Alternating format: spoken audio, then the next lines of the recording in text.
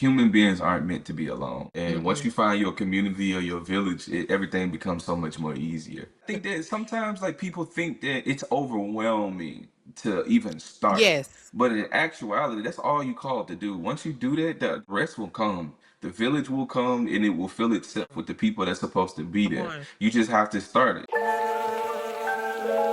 Welcome to Be Real with Sarah, where the bee may sting and the real never dies. Hey guys, it is Sarah Busby. I am your host of Be Real with Sarah. Y'all, we are back with another episode. And y'all know we at the headquarters. Y'all know when I got the honeycomb in the background, I really be feeling like home because I feel like I can really get real personal with y'all. Not that I can't get personal with y'all on a different setup, but I don't know. It's just something like just being and feeling like you at home. Y'all know how it feels when you at home and you in your own quarters. For my ladies, you ain't got your wig on, you got your bonnet, all the things. We comfortable over here. All right. So, y'all, not only today are we back at home, but we have company in the hive. And I'm so, so, so excited. But I got to hop back on to my intro because y'all know where it is. Welcome to Be Real with Sarah, where the bee may sting, but the real never dies. And we're going to have a real conversation with our company.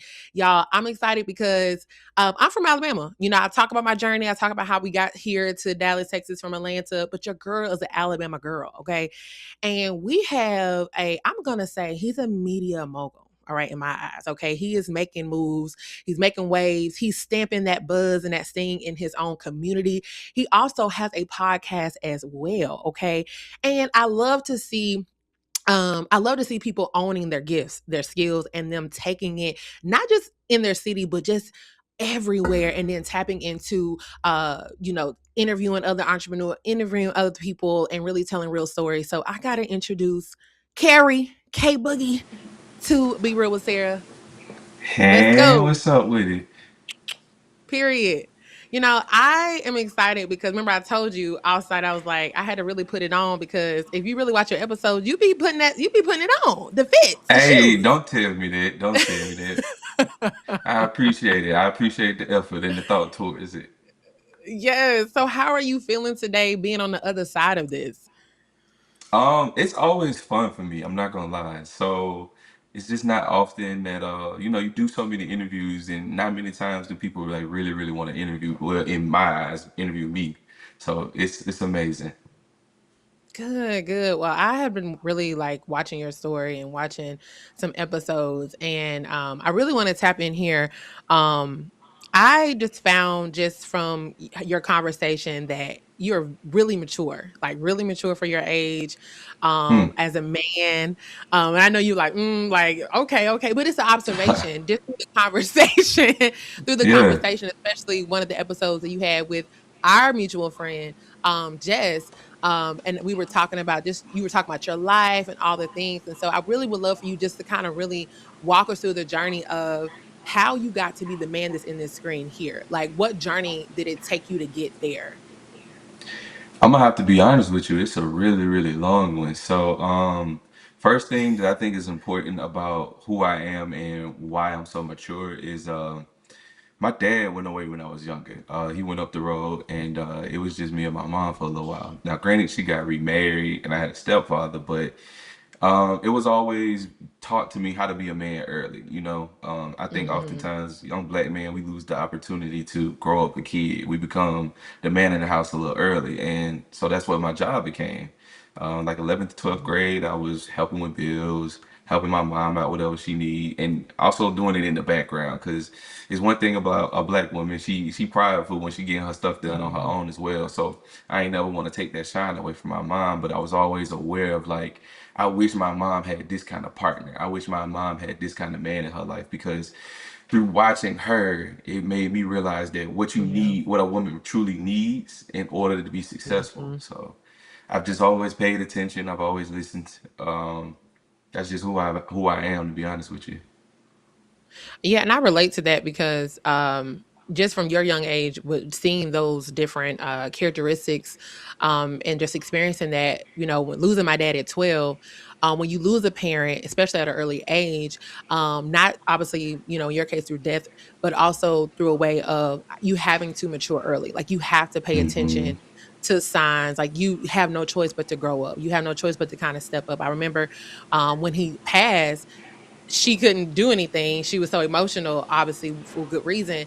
And I had to make some decisions at a hospital in a whole different area at 12. And so from there on, that just kind of followed exactly followed in my life.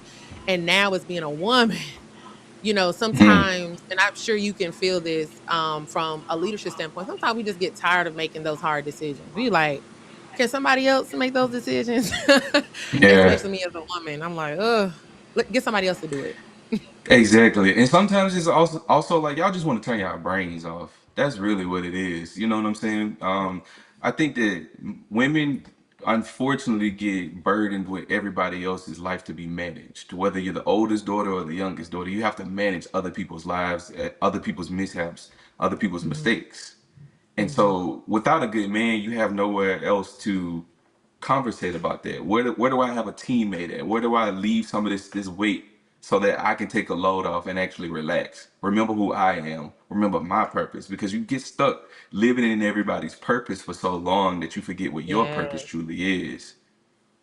Yes. Yes. I mean, so I'm gonna ask a question. Where are the good men at, Kerry? Like, where he at? I I think that they are. I don't know. I don't know. I get asked this question a lot, and it's so funny because like a lot of times people are like, "Oh, where your friends?" at?" And I'm like, "Shawty, like you don't want to do that either." You know what I'm saying? Like my boys, Yeah. they just not in their place right now. But I don't know what a good Yeah. man is. It's mind blowing to me how hard it is to be a good man to other guys. You know what I'm saying? Like, Mm. Yeah. oftentimes I get called all kinds of names for how I view the relationship that a man and woman supposed to have. I think I'm the type of Wow. dude that every dude on the internet really don't like, and it's the guy that's gonna hold you accountable to the fact that you got to be a Accountable. man. You have to. Yeah. And men don't like to be held accountable for real, because Accountable. then they have to also look into the mirror and think about the things you really not doing for real. And who really wants to do that? Who really wants to take a look in the mirror and say, I'm not the Yes. man that I think I am? Nobody. Oh, you hit on something because Mm-hmm. literally I've experienced where you try to hold we were talking about a man accountable and it's like an immediate shutdown.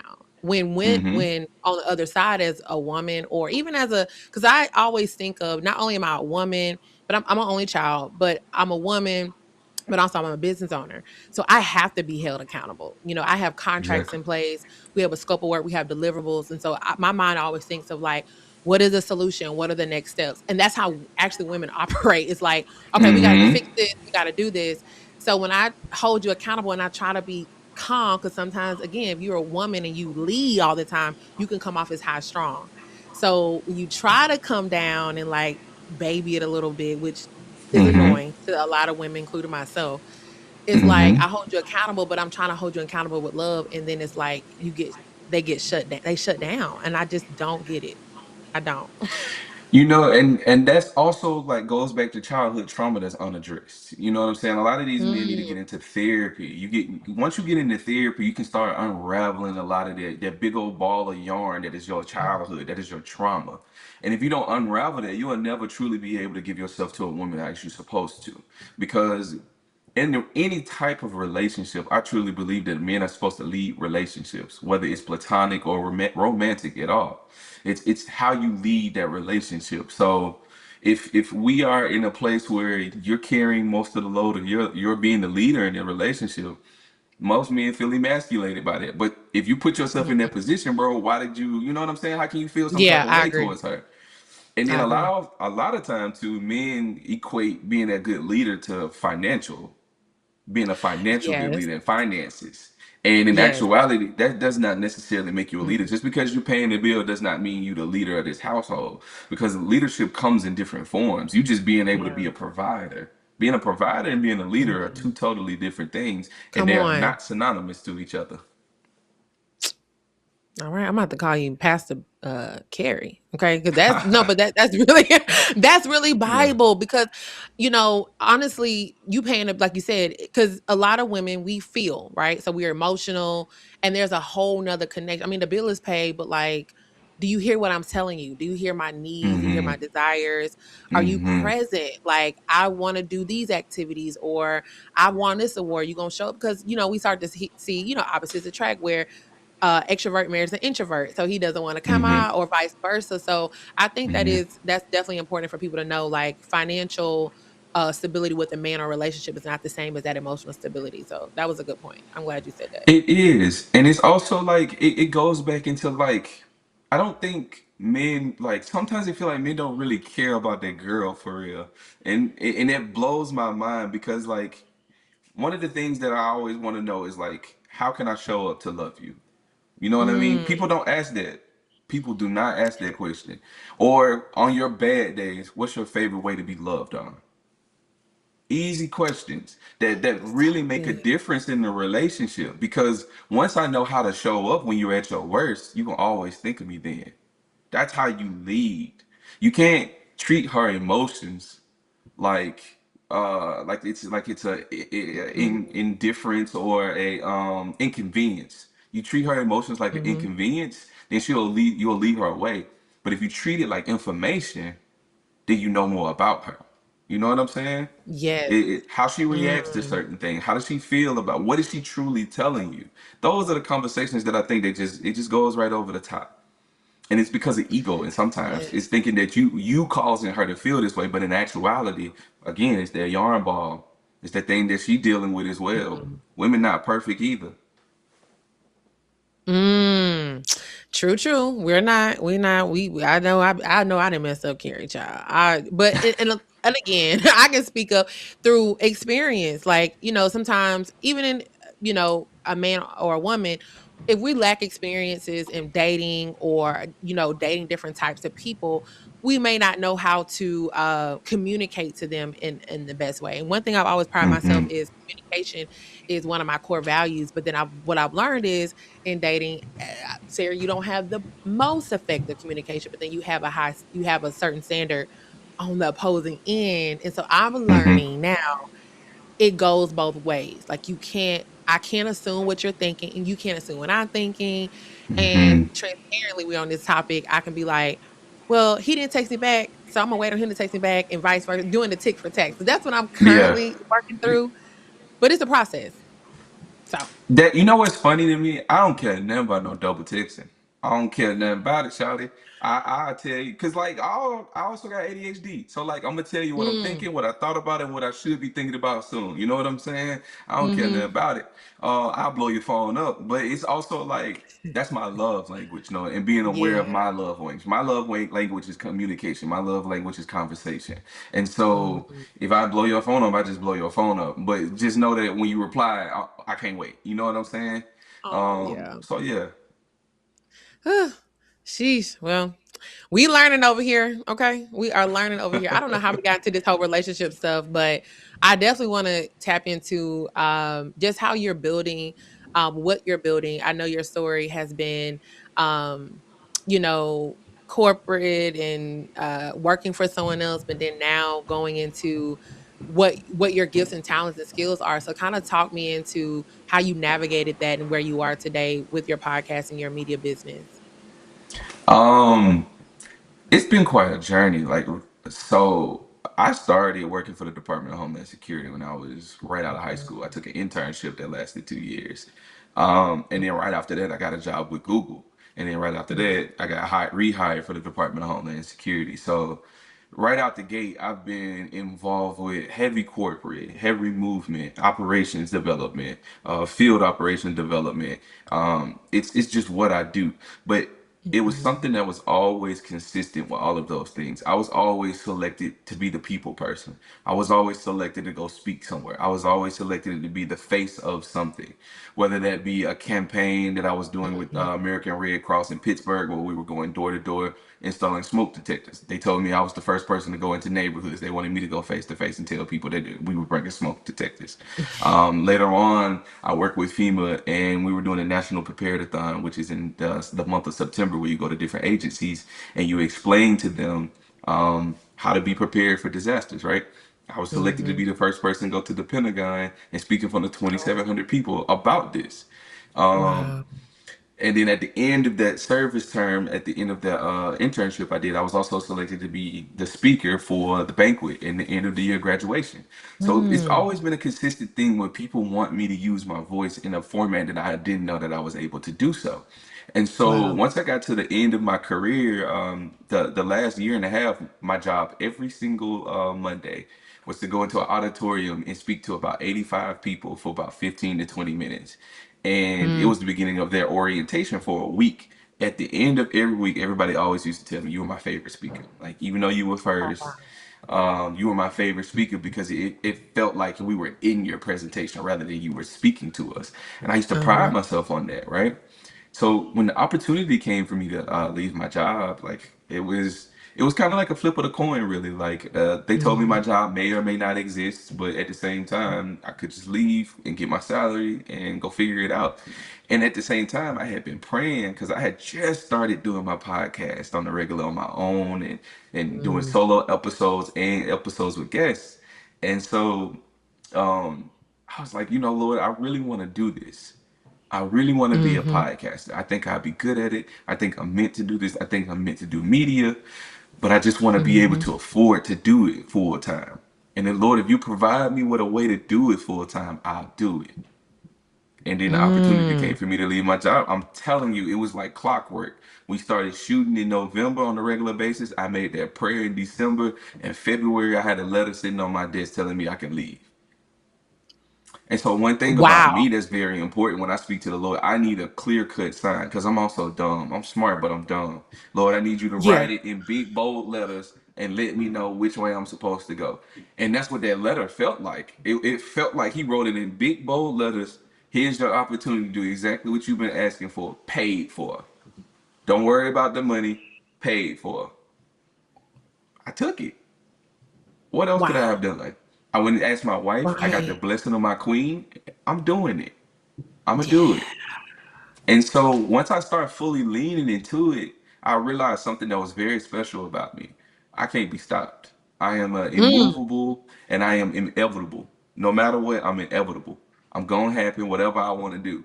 And so I just needed to lock my mind into understanding it and just doing the thing because I also do everything out of positivity. I want the best for whoever I talk to on the interview. I want the best for everybody I come into interaction with. I want the best for anybody. I'm doing this just to give somebody else a platform to give their best to the world. That's it. So I can't Wow. fail.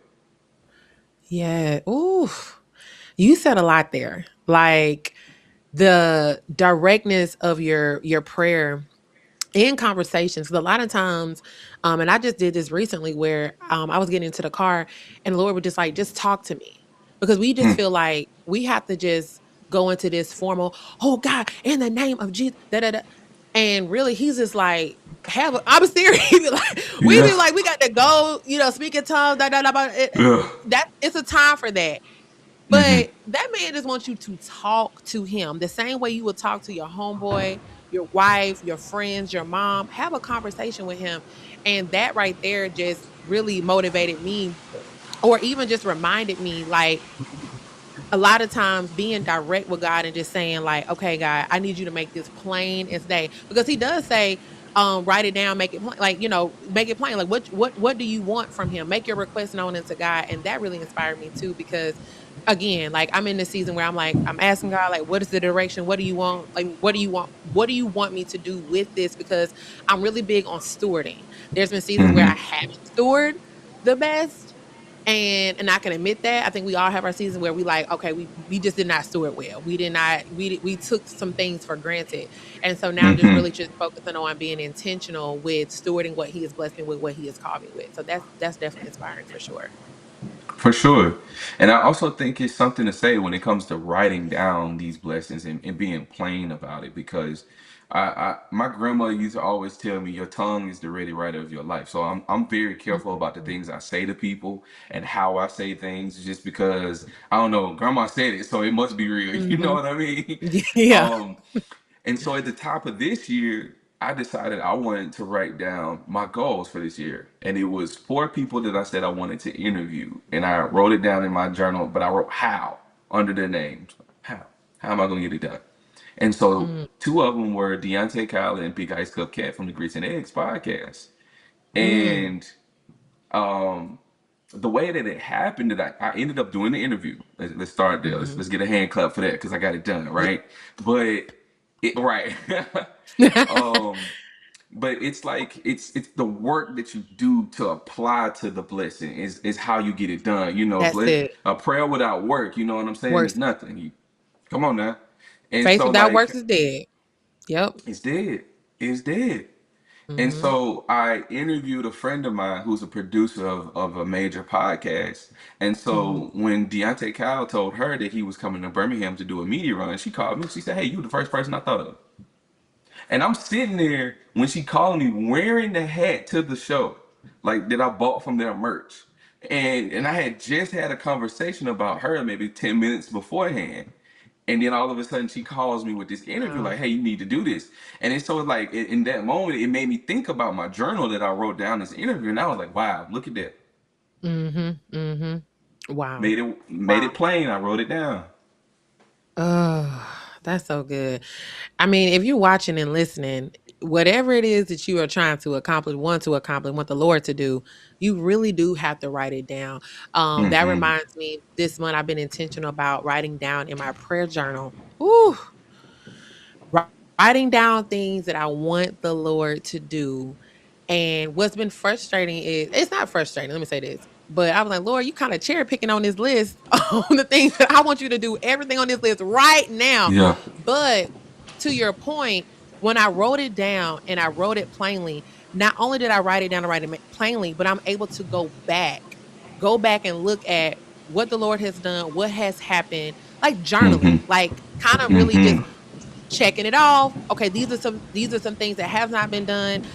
How do we, what is God saying, or what not Mm-hmm. even what God is saying. What am I supposed to do? Because sometimes I don't know about you, Kerry, but I get a revelation sometimes weeks, months, a while later from something I Come on. wrote like Come at the on. top. But you know what I'm saying? So what I wrote at the top of July, it's July. We at the end of the month. I'm like, oh, okay. I see some areas that I need to improve in. I see, what's going Mm-hmm. on here. Especially through praying, fasting, secluding myself, seeing how people move, what they say, what you do. Like you start to really learn stuff, but it really starts by writing it down for sure. That's for It's sure. definitely about that part about seeing how people move because you'll also like one of the somebody told me this was a dangerous prayer. They said, "Lord, remove the people who's not supposed to be around me for the journey that I'm on." That's Whew, that's a scary prayer right there because you that's don't a know who in your scary. camp. You don't know who in your camp that ain't supposed to be there. And for me, when I was entering into my season of wanting to do the podcast, I was afraid that I was not gonna have the talent to lead the podcast on my own. And so I started out with a Mhm. co-host, right? And through me Mhm. praying that prayer, this person removed themselves from my life in the boldest of ways. You know what I mean? And Mhm. so it was a time for me to like make a decision. Do I really want to continue to do the podcast, or do I just want to stop now because I don't have a co-host?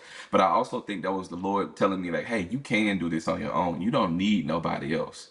Like I know you think you Wow. do, but you don't need nobody else." And I was so afraid to do this show on my own. I was so afraid that I didn't have the talent to be by myself. I just really thought that. Mhm. And now looking back, I think that's hysterical. I really think that's hysterical that I was afraid of that. I do Yeah. because like now I'm like, oh man, I can shoot a solo episode at my house Yeah. by myself, and I'll sit here for an hour, and it's a good episode. I shot one the other day; it Wow. was like 45 minutes, and so now I'm understanding like the Lord had to show me my talents because I was Mm. unaware of how good they really were. Wow. So you speaking to someone that relaunched their podcast. We Mm, relaunched it, yes. And our mutual friend, if you really know Jessica, she gonna push you. The woman of God is oily. And she don't let up. Okay. She does not let up. But yeah, we are about 30 episodes in. We've never stopped okay. every Tuesday. It hasn't been easy though. Like it's been tough. On top of working, running an agency, personal life, Mm-hmm. just it's been hard. And so just hearing your journey about how you just you pivoted, like you pivoted, but also not only your pivot, you're exactly where you need to be. That is definitely encouraging to me for sure. I mean, it's important to be the example for people. I Mhm. can't tell Mhm. my daughter to do whatever you want to and be bold in life if I'm not bold. I can't tell my daughter to go after what you want if Yeah. I don't go after what I want. I can't tell my daughter that your happiness is more important than any job if I don't take my happiness as seriously. So I have to Mm. be that example for my child. Just like I have to be the example of what a good man's supposed to be. Because I can't get mad at my daughter later on for dating a trashy dude when I was not a good husband. I didn't give her a good example. So how can I be upset? And I Right. think often men Sure. don't think about that. We don't think about the impact that we have on our kids' life by just being ourselves.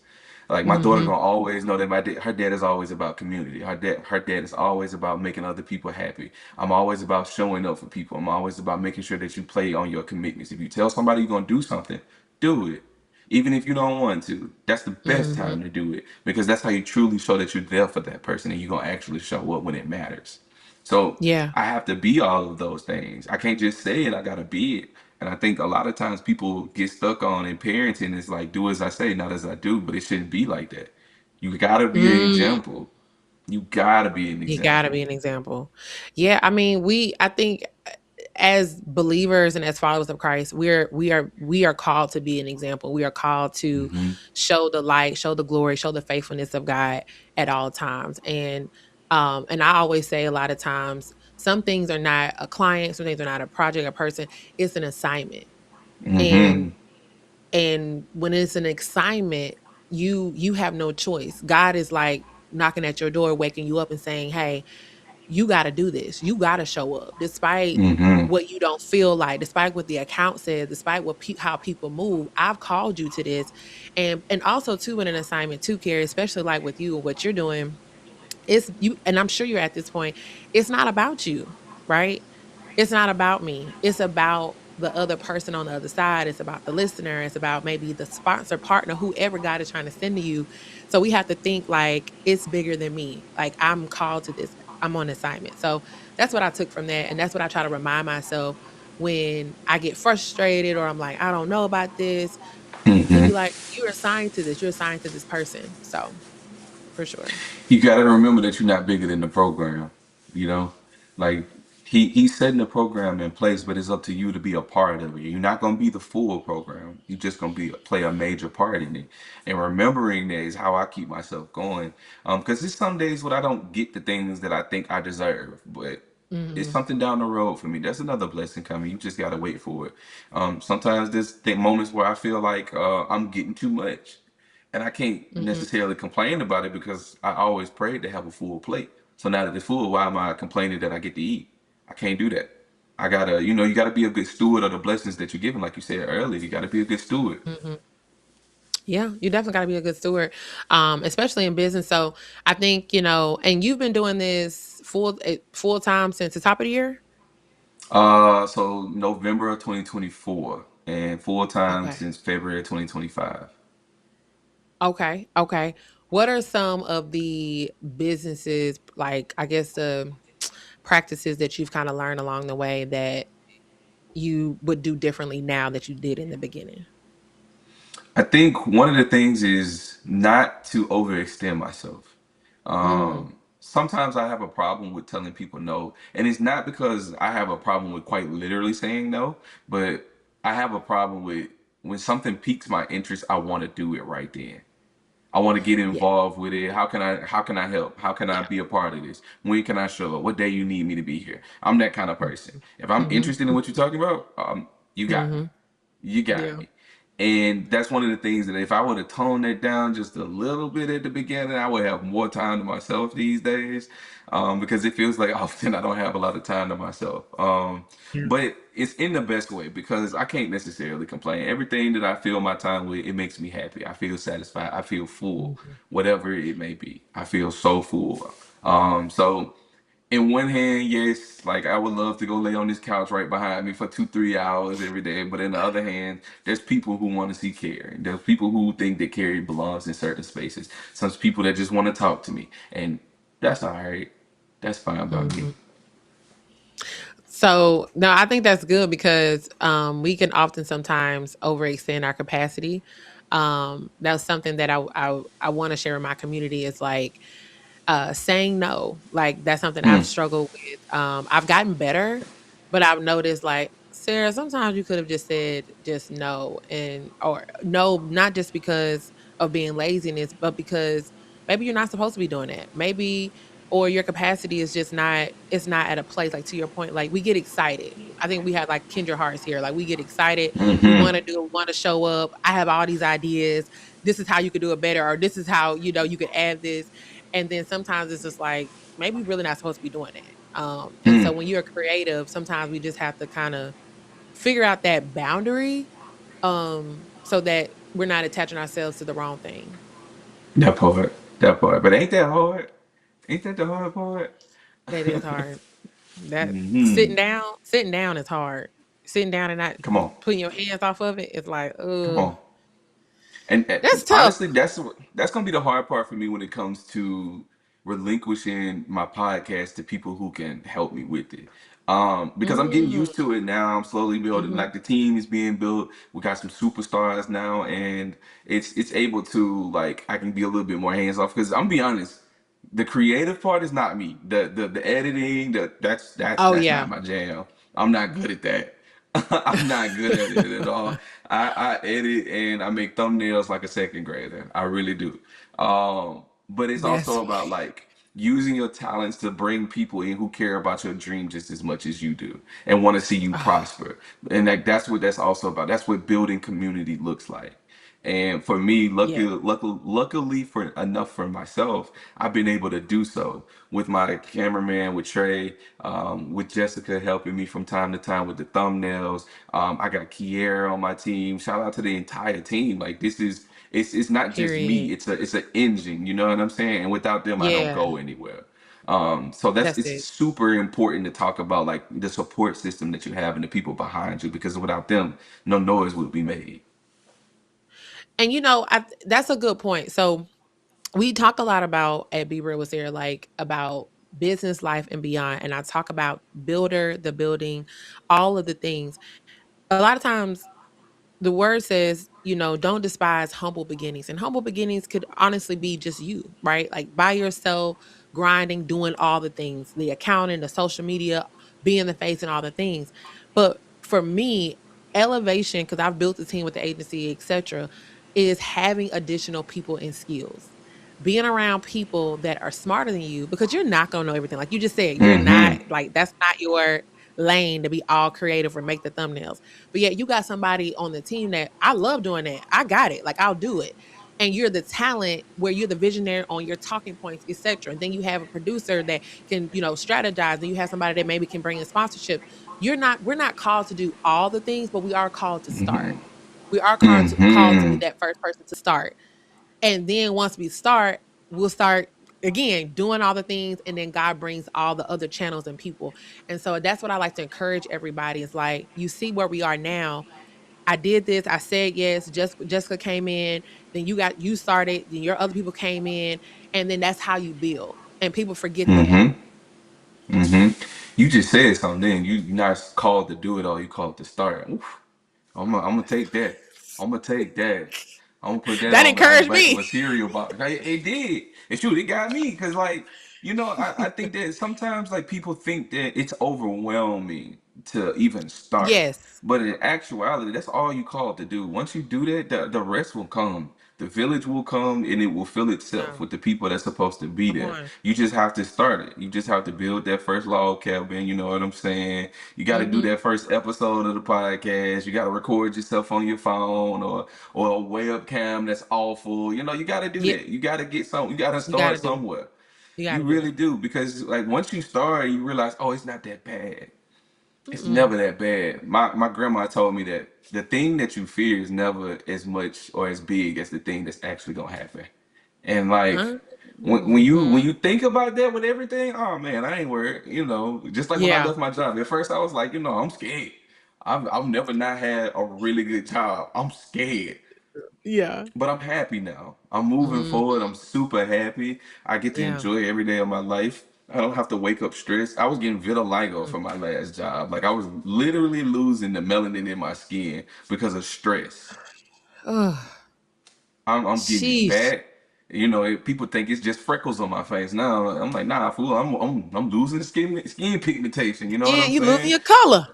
That's what I'm saying. It had me scared. You're like, no, I'm a brown boy. Like, what's going That's what I'm on? saying. That's what I'm saying. God, but stress is a silent killer though. Come on. Like, it will give you, it will kill you. Like, literally get you out of here. And I don't think I remember my late 20s, I was doing all these campaigns and I was hurting on the side and it was like, oh, it could be a stroke and stuff. I was stressed out. Like those anxious thoughts, those anxiety, those that fear and all the things, it was stressing me out. And people, we underestimate stress. We underestimate the fear and anxious thoughts and can't sleep and like we meant to sleep. And so to that point about you getting sick, like yeah, it was your season was up. If it's gonna call it off. Mm-hmm. Mm-hmm. Yeah. And you know, it's really easy to let other people convince you that you're not stressed, you're just mismanaging something. And Yeah. it's crazy. People Yeah. explain to you that you're not doing what you're supposed to be doing well enough, and that's why you feel that way. But in actuality, you ain't even stepped foot in my shoes before. You've never done anything like this before, That's and so yet you good. have so many answers. And like the saying says, why would I ask somebody who's never had $1 million how to make $1 million? That don't make sense. That don't make no Um, sense. it don't. Yeah. But people will tell you how to live your life. Like when I was leaving my job, it was a lot of people in the office that I worked at that said I would have loved to be in your position at your young age. You're at a position where you can retire from right there and you'll be good for the rest of your Wow. life. I had people tell me that like I wish that I would have made it even closer where you have made it in your career. But it's like, I did it and now it's done. I'm Mm-hmm. not Mm-hmm. Mm-hmm. dwelling on it. Do I miss them chicks? Oh yeah. Do I miss the free travel? Yeah, yeah. Yeah. But at the same time, I'm not missing time with my daughter. I'm not missing time with my wife anymore. I used to travel Mm. 85% of the year. So like I'm not missing my family anymore. I get to be at home. I get to sleep in my own bed. And this year and last year, I've slept in my own bed more than I ever have since I graduated high school. That don't even sound right. You know what I'm That saying? says a lot. Mm-hmm. Wow. Mm-hmm. Yeah. And And it's a people lie. want to travel so much. Like they'll have, oh, I Oh just want to God. travel so much. It's so unsettling. Like I have a busy month coming ahead and it's so much travel. And when I really looked at it, I was like, whew. Because I'm not used to doing, I mean, I am, but not like that. It's like back to back to back. And I'm like, okay. I'm really thinking like, man, this is my last weekend to this is my last night to kind of rest a little bit. Like, because it's Mm-hmm. a lot to not be in your own space and then having to pick up, pack up, wash, pick up. Mm-hmm. That ain't that's not the most settling, like, at all. That's just not. Nah, and everybody want to live in a hotel until you live in a hotel. Um, like even the nice ones, I've lived in very nice hotels and they get real old real fast.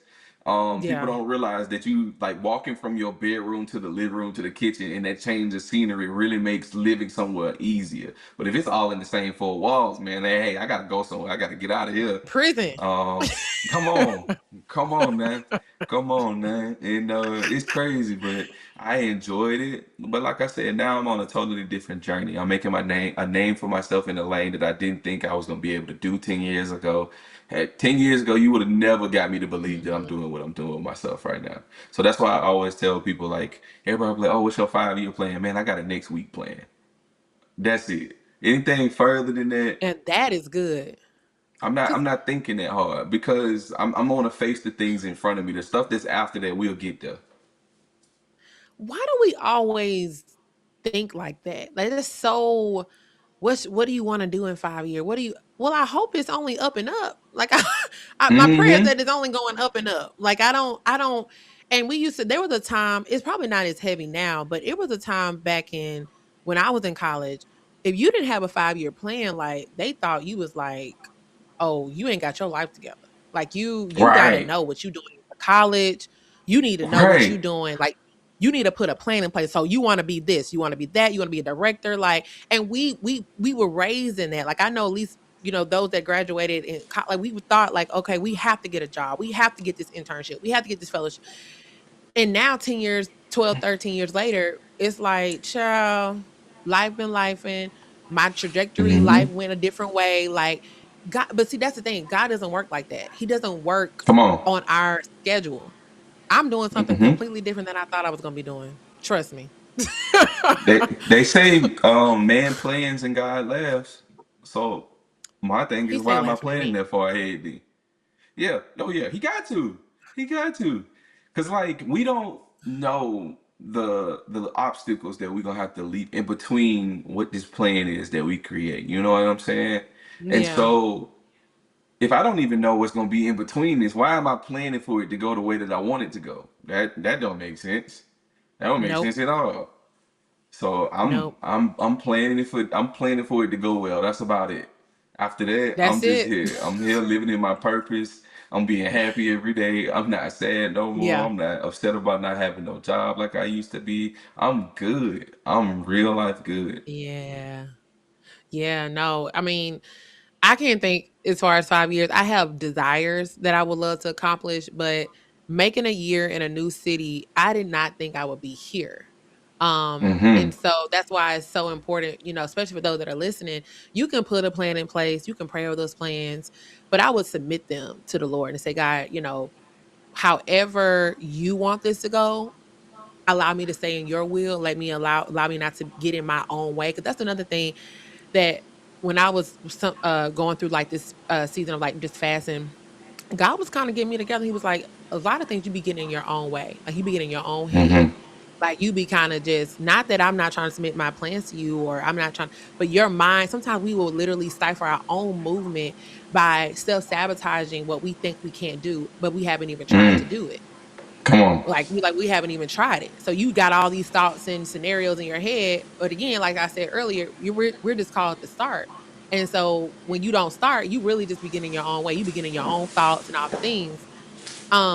And so that's something that I've just had to settle with. But yeah, after making this one Yeah. year, Kerry, I met community and people and all the things. Mm-hmm. I didn't think that was going to Mm-hmm. happen a year ago. I really don't. I don't know. And I tell people like I really underestimated this move. Like it didn't click to me until like 3 or 4 months later. Like, yo, this your home. Like Mm.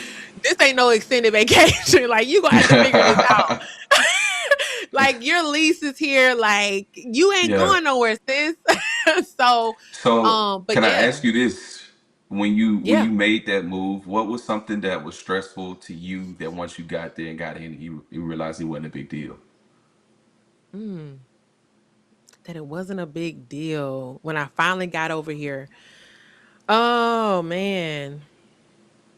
Well, I had a fear of how I had a fear of how I was going to make new friends. Like how I started Mm. to I had a fear of like you met all these people in the course of 8 years in a previous city, like the laws of the land, but how are you Mm. really going to like meet another such and such or meet another such and such?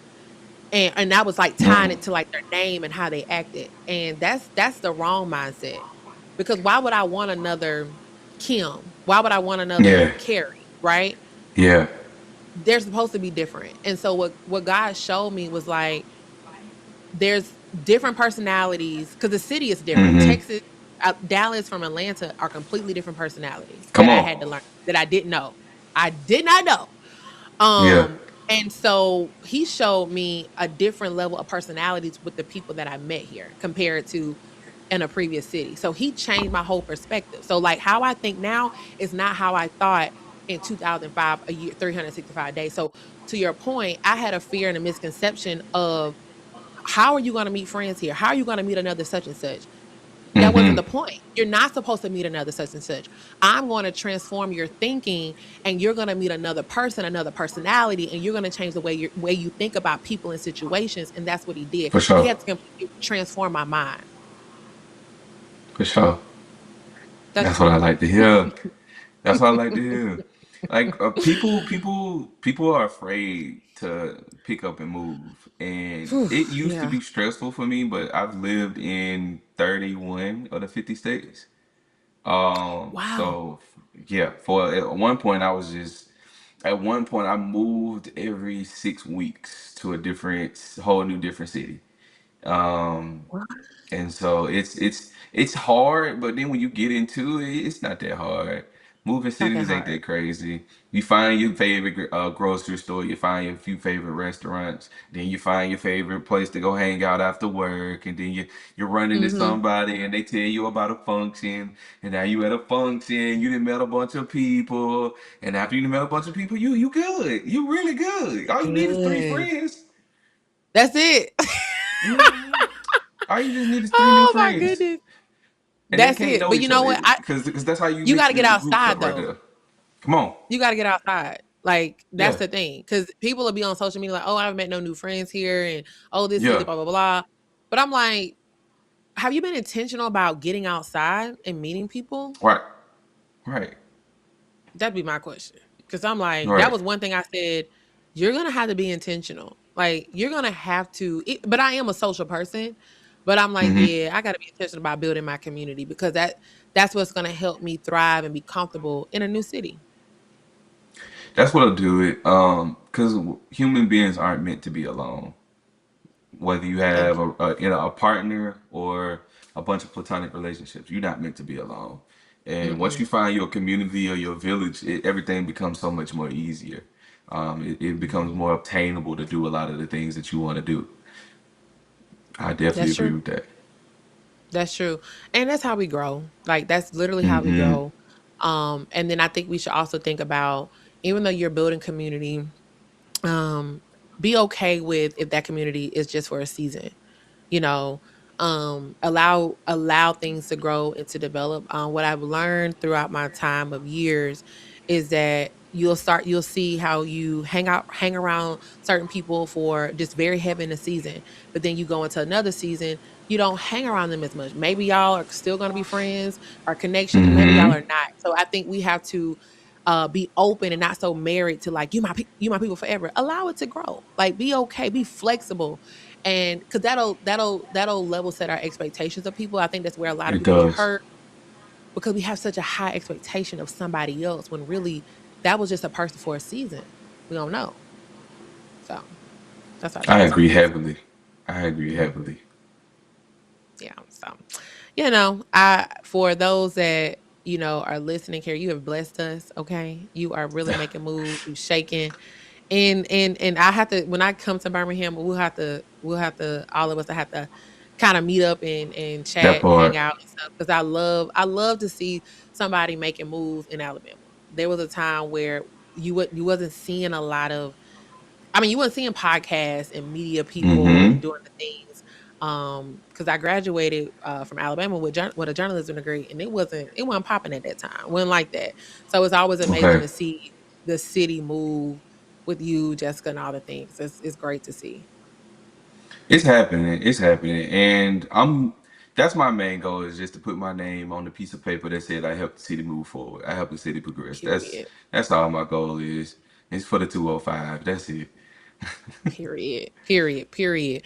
I gotta get my hometown up to speed. 251. hmm And Oh, get that you are media from that going. I'm way? about to touch down Okay. there. Okay. They gotta Yeah, I'm do from something. They gotta Mobile. do something. Mo they gotta Yeah. they gotta do something. Maybe I gotta bring the buzz down there. We gotta see. We gotta see. That's it. That's it. They waiting on you. They wait. That's it. They just waiting on me, but I'm coming. So, Carrie, definitely leave us with some words of wisdom for our entrepreneurs, our builders, our business owners, or hmm even those that are professionals that are trying to build on the side. What you got to say to them? I got you. I got a saying that I always say, if you be persistent, you will obtain the thing that you want. And once you obtain the thing what you want, be consistent with it because then you'll start to attract more of that thing. And once you're consistent, stay humble with it because that's how you keep it together. That's it. Mm, it's the humility for me. Always stay humble, hmm stay down, stay grateful. Stay That's humble. what it's all about. That's it. That's it. Thank you so much, Carrie. Y'all, he gave us some gems. He gave us some gems. Mm. He blessed me. He encouraged me. He motivated me, y'all. And y'all know what we do. Make sure you always continue to be real, spread the honey, and just be you. All right. See you next episode. Bye.